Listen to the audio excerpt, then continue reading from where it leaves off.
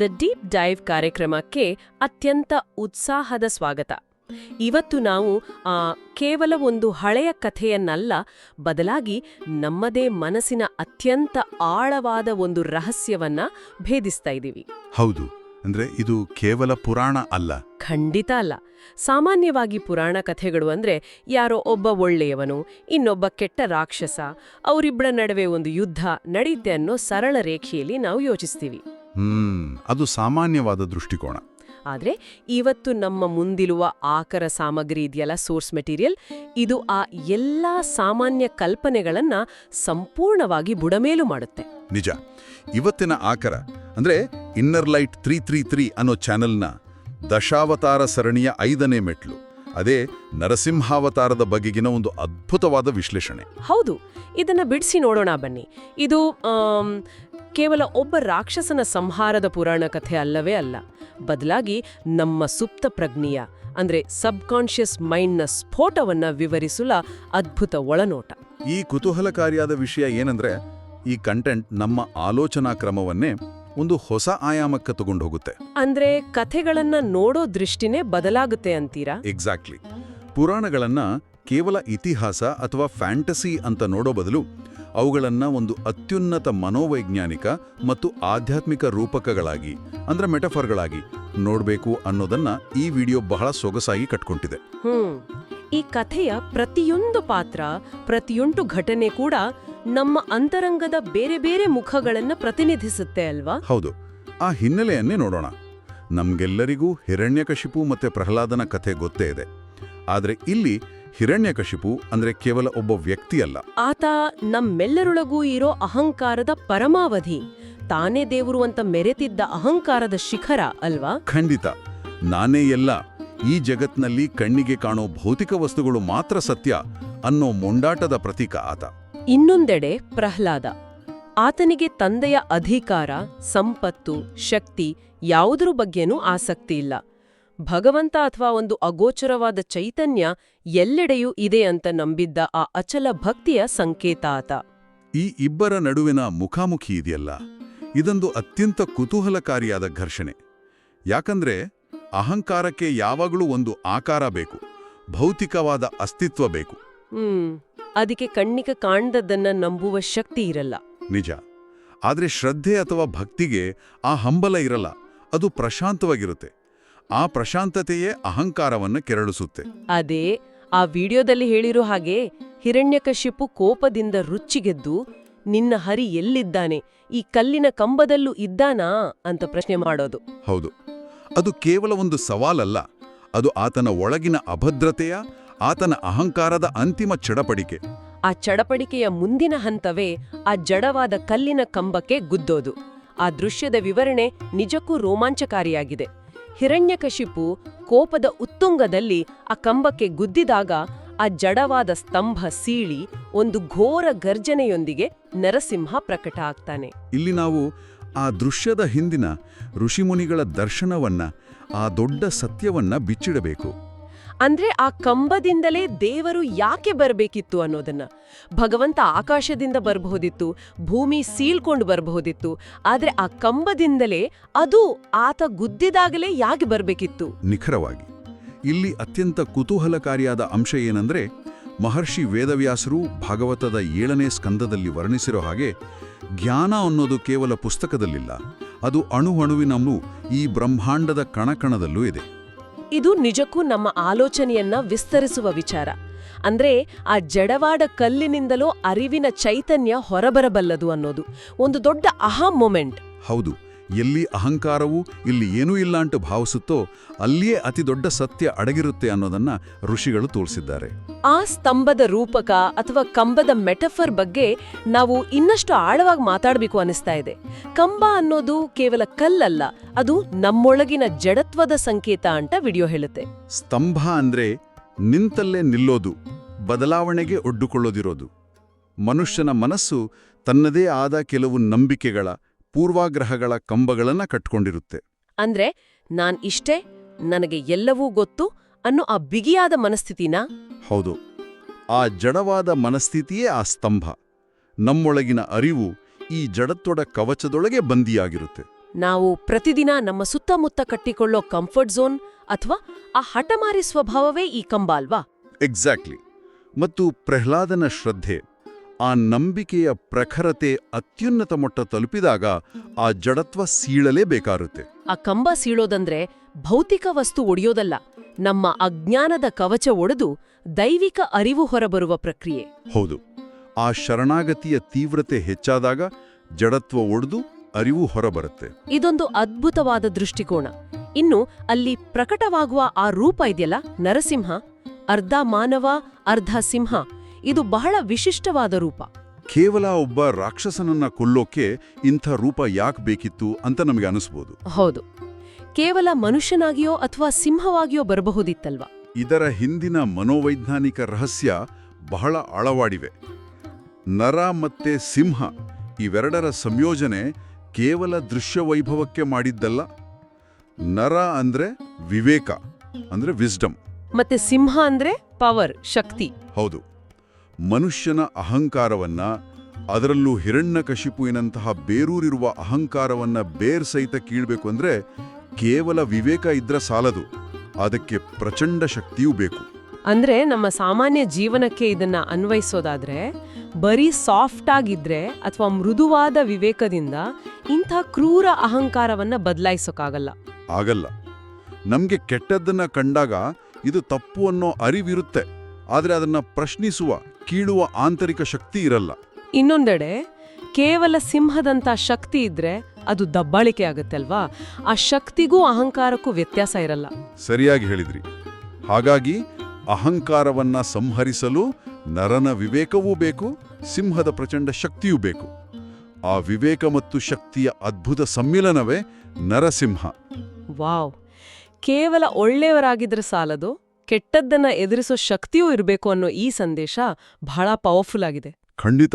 ಇನ್ನು ಈ ಸಂಪೂರ್ಣ ವಿಶ್ಲೇಷಣೆಯ ಅತ್ಯಂತ ರೋಚಕವಾದ ಭಾಗದ ಕಡೆ ಬರೋಣ. ಅದೇ ಆ ಸಂಹಾರದ ನಿರ್ದಿಷ್ಟ ಸಮಯ, ಸ್ಥಳ ಮತ್ತು ಆಯುಧ. ಸಂಧ್ಯಾಕಾಲ, ಹೊಸ್ತಿಲು, ಉಗುರುಗಳ ಬಗ್ಗೆ. ಹೌದು.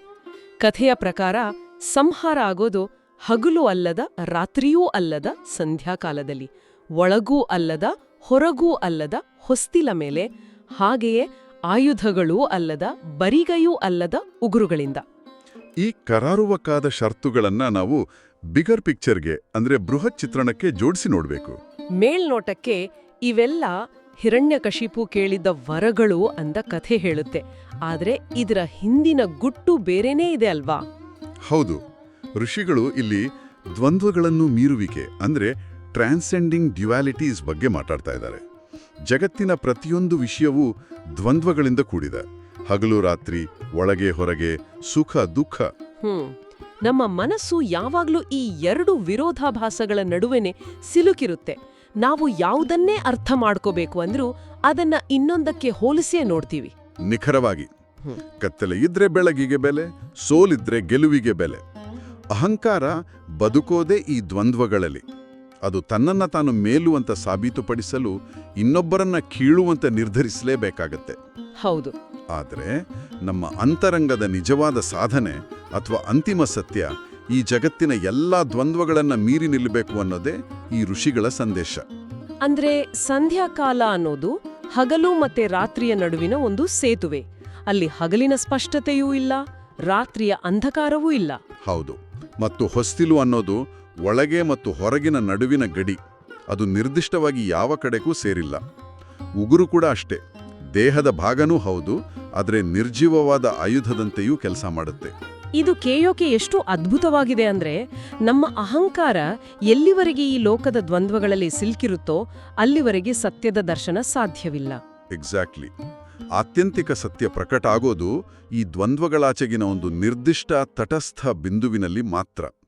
ನಮ್ಮ ಮನಸ್ಸು ಈ ದ್ವಂದ್ವಗಳಿಂದ ಮುಕ್ತವಾದಾಗ, ನಿರ್ಲಿಪ್ತವಾದ ಸ್ಥಿತಿ ತಲುಪಿದಾಗ ಮಾತ್ರ ಆ ಅರಿವಿನ ಸ್ಫೋಟ ಸಾಧ್ಯ. ಹೊಸ್ತಿಲು, ಸಂಧ್ಯಾಕಾಲ ನಮ್ಮೊಳಗಿನ ಆ ತಟಸ್ಥ ಮನಸ್ಥಿತಿಯ ಸಂಕೇತಗಳು. ಹೌದು. ಯಾವಾಗ ಮನುಷ್ಯ ದ್ವಂದ್ವಗಳನ್ನ ಮೀರ್ತಾನೋ ಆಗ ಆತನ ಒಳಗಿನ ಅಹಂಕಾರಕ್ಕೆ ಉಸಿರುಗಟ್ಟುತ್ತೆ. ಆ ನಿರ್ಲಿಪ್ತ ಸ್ಥಿತಿಯಲ್ಲಿ ಜಾಗೃತವಾಗುವ ವಿವೇಕ ಮತ್ತು ಶಕ್ತಿಯೇ ಅಹಂಕಾರವನ್ನ ಅಂತಿಮವಾಗಿ ಸಂಹರಿಸುತ್ತೆ.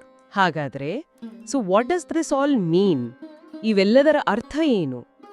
ಸಾವಿರಾರು ವರ್ಷಗಳ ಹಿಂದಿನ ಈ ಪುರಾಣ, ಈ ತತ್ವಗಳೆಲ್ಲ ಇಂದಿನ ನಮ್ಮ ಜಗತ್ತಿಗೆ ಹೇಗೆ ಪ್ರಸ್ತುತ ಆಗುತ್ತೆ? ಇದು ಈ ಇಡೀ ಚರ್ಚೆಯ ಅತ್ಯಂತ ಪ್ರಮುಖ ಹಂತ. ಈ ವಿಡಿಯೋ ಬಹಳ ಸ್ಪಷ್ಟವಾಗಿ ಎಚ್ಚರಿಸುವಂತೆ, ನಾವೆಲ್ಲರೂ ಇಂದಿನ ಜಗತ್ತಿನಲ್ಲಿ ಹಿರಣ್ಯಕಶಿಪುವಿನಂತಹ ಅಹಂಕಾರದ ಕೋಟೆಯಲ್ಲೇ ಬದುಕ್ತಾ ಇದ್ದೀವಿ. ಅಂದ್ರೆ ನಮಗೆ ಅಧಿಕಾರ ಸಿಕ್ಕಾಗ ನಾನೇ ಶ್ರೇಷ್ಠ, ಹಣ ಬಂದಾಗ ನನ್ನಿಂದಲೇ ಎಲ್ಲ ನಡೀತಾ ಇದೆ ಅಂತ ಅನ್ಸುತ್ತೆ, ಅದೇ ಅಲ್ವಾ? ಹೌದು. ನಮ್ಮ ಅಭಿಪ್ರಾಯಗಳೇ ಅಂತಿಮ ಸತ್ಯ ಅನ್ನೋ ಭ್ರಮೆಯಲ್ಲಿ ನಮ್ಮದೇ ಆದ ಕಂಬಗಳನ್ನ ಕಟ್ಕೊಂಡು ಜಡವಾಗಿದ್ದೀವಿ.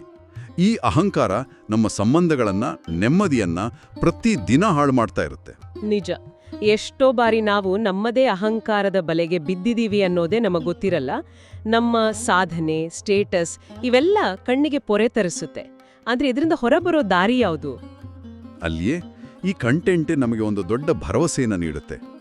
ನಮ್ಮ ಆ ಅಹಂಕಾರದ ಕೋಟೆ ಎಷ್ಟೇ ದೊಡ್ಡದಿದ್ರೂ, ನಾವು ಕಟ್ಕೊಂಡಿರೋ ಆ ಮೊಂಡುತನದ ಕಂಬ ಎಷ್ಟೇ ಭದ್ರವಾಗಿದ್ರೂ, ಅದನ್ನ ಒಡೆದು ಸೀಳುವ ಶಕ್ತಿ ಹೊರಗಿನಿಂದ ಬರಬೇಕಾಗಿಲ್ಲ. ಆ ಶಕ್ತಿ ನಮ್ಮೊಳಗೆ ಇದೆ. ಖಂಡಿತ. ಪ್ರಹ್ಲಾದನಂತರ ಅಚಲವಾದ ನಂಬಿಕೆ, ಸತ್ಯದ ಕಡೆಗಿನ ಶ್ರದ್ಧೆ ನಮ್ಮಲ್ಲಿದ್ರೆ, ಆ ಅರಿವು ಎಂತಹ ಕಲ್ಲಿನಂತಹ ಪರಿಸ್ಥಿತಿಯಿಂದಲೂ ಹೊರಬರಬಲ್ಲದು. ಅಸತ್ಯದ ಎದೆಯನ್ನ ಸೀಳಲು ಸತ್ಯವು ಯಾವಾಗಲೂ ಸಿದ್ಧವಿರುತ್ತೆನ್ನೋದೇ ಈ ವಿಶ್ಲೇಷಣೆಯ ಅತಿ ಮುಖ್ಯ ಸಂದೇಶ. ಅಸತ್ಯದ ಎದೆಯನ್ನ ಸೀಳಲು ಸತ್ಯವು ಯಾವಾಗಲೂ ಸಿದ್ಧವಿರುತ್ತೆ. ಇದು ಎಂಥ ರೋಮಾಂಚನಕಾರಿ ಮಾತು! ಈ ಒಂದು ವಾಕ್ಯವೇ ಸಾಕು ನಮ್ಮೆಲ್ಲರೊಳಗೂ ಒಂದು ಧೈರ್ಯ ತುಂಬೋಕೆ. ಹೌದು. ವಾಸ್ತವವಾಗಿ ಈ ಕಂಟೆಂಟ್ ಅನ್ನ ಒದಗಿಸಿದ ಇನ್ನರ್ ಲೈಟ್ 333 ಚಾನೆಲ್ನ ಮೂಲ ಉದ್ದೇಶನೂ ಇದೇ ಆಗಿದೆ. ನಮ್ಮೊಳಗಿನ ಅನಗತ್ಯ ಭಯಗಳನ್ನ ಹೋಗ್ಲಾಡಿಸಿ ನಮ್ಗೆ ಅಭಯವನ್ನ ನೀಡೋದು. ಉಳಿಯೋದು ಕೇವಲ ಪ್ರಶಾಂತತೆ ಮತ್ತು ಅಭಯ. ನಿಜ. ಜೊತೆಗೆ ಈ ಆಕರದಲ್ಲಿ ಉಲ್ಲೇಖಿಸಿರೋ ಹಾಗೆ, ಇದೇ ದಶಾವತಾರ ಸರಣಿಯ ಮುಂದಿನ ಭಾಗ ಅಹಂಕಾರವನ್ನ ಅಳದು ಮೆಟ್ಟಿ ನಿಂತ ವಾಮನಾವತಾರದ ಬಗ್ಗೆ ಇರಲಿದೆ. ಓ, ವಾಮನಾವತಾರ ಅಂದ್ರೆ ಅತ್ಯಂತ ಬುದ್ಧಿವಂತಿಕೆಯ ಮತ್ತು ಸೂಕ್ಷ್ಮತೆಯ ಸಂಕೇತ. ಹೌದು. ಭೌತಿಕವಾದ ದೊಡ್ಡ ಶರೀರ ಅಥವಾ ಬಲದ ಬದಲಾಗಿ ಕೇವಲ ತನ್ನ ಅರಿವಿನ 3 ಹೆಜ್ಜೆಗಳಿಂದ ಇಡೀ ಅಹಂಕಾರದ ಸಾಮ್ರಾಜ್ಯವನ್ನ ಹೇಗೆ ಅಳೆಯಬಹುದು ಅನ್ನೋದನ್ನ ಅದು ವಿವರಿಸುತ್ತೆ. ಆ ವಿಚಾರವೂ ಕೂಡ ಅಷ್ಟೇ ಕುತೂಹಲಕಾರಿಯಾಗಿರಲಿದೆ. ಇವತ್ತಿನ ಈ ಡೀಪ್ ಡೈವ್ ನಿಜಕ್ಕೂ ನಮ್ಮನ್ನ ನಮ್ಮದೇ ಅಂತರಂಗದ ಕಡೆಗೆ ತಿರುಗಿ ನೋಡುವಂತೆ ಮಾಡಿದೆ. ಒಂದು ಪುರಾಣದ ಘಟನೆಯೊಳಗೆ ಮನುಷ್ಯನ ಮನಸ್ಸಿನ ಇಷ್ಟೊಂದು ಗಹನವಾದ ರಹಸ್ಯಗಳು ಅಡಗಿವೆ ಅಂತ ಯೋಚಿಸೋದೇ ಒಂದು ಬೆರಗು. ಹೌದು. ಇದು ನಾವು ಜಗತ್ತನ್ನ ನೋಡೋ ದೃಷ್ಟಿಕೋನವನ್ನ, ಹಾಗೆ ನಮ್ಮನ್ನ ನಾವು ನೋಡ್ಕೊಳ್ಳೋ ದೃಷ್ಟಿಕೋನವನ್ನ ಬದಲಾಯಿಸುತ್ತೆ. ಈಗ ನಾವು ನಮ್ಮ ಈ ಕುತೂಹಲಕಾರಿ ಸಂವಾದದ ಅಂತಿಮ ಘಟ್ಟಕ್ಕೆ ಬಂದಿದ್ದೀವಿ. ಚರ್ಚೆಯನ್ನ ಮುಕ್ತಾಯಗೊಳಿಸುವ ಮುನ್ನ ಒಂದು ಆಳವಾದ ಚಿಂತನೆಗೆ ಹಚ್ಚುವ ಪ್ರಶ್ನೆಯನ್ನ ಮುಂದಿಡೋಣ. ಖಂಡಿತ. ಈ ಇಡೀ ಚರ್ಚೆಯಲ್ಲಿ ಕಂಬವು ನಮ್ಮೊಳಗಿನ ಜಡತ್ವದ ಮರೆವಿನ ಸಂಕೇತ ಅಂತ ನಾವು ನೋಡಿದ್ವಿ. ಹಾಗಾದರೆ ಪ್ರಶ್ನೆ ಏನಂದ್ರೆ, ನಮ್ಮ ಇಂದಿನ ಆಧುನಿಕ ದೈನಂದಿನ ಜೀವನದಲ್ಲಿ ನಾವೇ ಸ್ವತಃ ಕಟ್ಟಿಕೊಂಡಿರೋ ಆ ಆಧುನಿಕ ಸ್ತಂಭಗಳು ಯಾವುವು? ಅದು ನಾವೇ ಸೃಷ್ಟಿಸಿಕೊಂಡಿರುವ ನಮ್ಮ ಹುದ್ದೆ ಇರಬಹುದಾ, ನಮ್ಮ ಬ್ಯಾಂಕ್ ಬ್ಯಾಲೆನ್ಸ್ ಇರಬಹುದಾ, ಅಥವಾ ಸೋಷಿಯಲ್ ಮೀಡಿಯಾದಲ್ಲಿ ನಮಗಿರೋ ಫಾಲೋವರ್ಸ್ ಸಂಖ್ಯೆ ಇರಬಹುದಾ, ಅಥವಾ ನಮ್ಮ ಜಾತಿ, ಧರ್ಮ, ಅಂತಸ್ತಿನ ಅಹಂಕಾರವಾಗಿರ್ಬೋದಾ? ಮತ್ತು ಇದೆಲ್ಲದರ ಜೊತೆಗೆ ನಮ್ಮೊಳಗಿನ ಆ ಸುಪ್ತ ಅರಿವು ಅಥವಾ ನಮ್ಮದೇ ಆ ನರಸಿಂಹ ಜಾಗೃತಗೊಂಡು ಈ ಆಧುನಿಕ ಜಡತ್ವದ ಕಂಬವನ್ನ ಸೀಳಿಕೊಂಡು ಹೊರಬರಲು ನಮ್ಮ ಅಹಂಕಾರದ ಮೇಲೆ ಬೀಳ್ಬೇಕಾದ ಆ ಅಂತಿಮ ಪೆಟ್ಟು ಅಥವಾ ಪ್ರಚೋದನೆ ಯಾವುದು? ಹೌದು. ನಮ್ಗೆ ಆ ಪ್ರಜ್ಞೆ ಬರಲು ಪ್ರಕೃತಿ ಅಥವಾ ಸನ್ನಿವೇಶ ನೀಡಬೇಕಾದ ಆ ಪೆಟ್ಟು ಎಲ್ಲಿಂದ ಬರಬಹುದು? ಇದೊಂದು ಅತ್ಯಂತ ಗಹನವಾದ ಪ್ರಶ್ನೆ. ಖಂಡಿತ. ಆ ಅಂತಿಮ ಪೆಟ್ಟು ಬೀಳುವ ಮುನ್ನವೇ ನಮ್ಮ ಜಡತ್ವವನ್ನ ನಾವೇ ಒಡೆದುಕೊಳ್ಳುವುದು ನಿಜವಾದ ವಿವೇಕ. ನಿಖರವಾಗಿ. ಈ ಆಳವಾದ ಮತ್ತು ಆತ್ಮಾವಲೋಕನ ಮಾಡಿಕೊಳ್ಳುವ ಚಿಂತನೆಯೊಂದಿಗೆ ನಮ್ಮ ಇಂದಿನ ಈ ವಿಶೇಷ ವಿಶ್ಲೇಷಣೆಯನ್ನ ಮುಕ್ತಾಯಗೊಳಿಸ್ತಾ ಇದ್ದೀವಿ.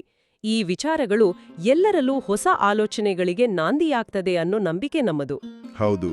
ದ ಡೀಪ್ ಡ್ರೈವ್ ಕಾರ್ಯಕ್ರಮದ ಈ ಚರ್ಚೆಯಲ್ಲಿ ಜೊತೆಯಾದ ಎಲ್ಲರಿಗೂ ಹೃತ್ಪೂರ್ವಕ ಧನ್ಯವಾದಗಳು. ಶುಭವಾಗಲಿ.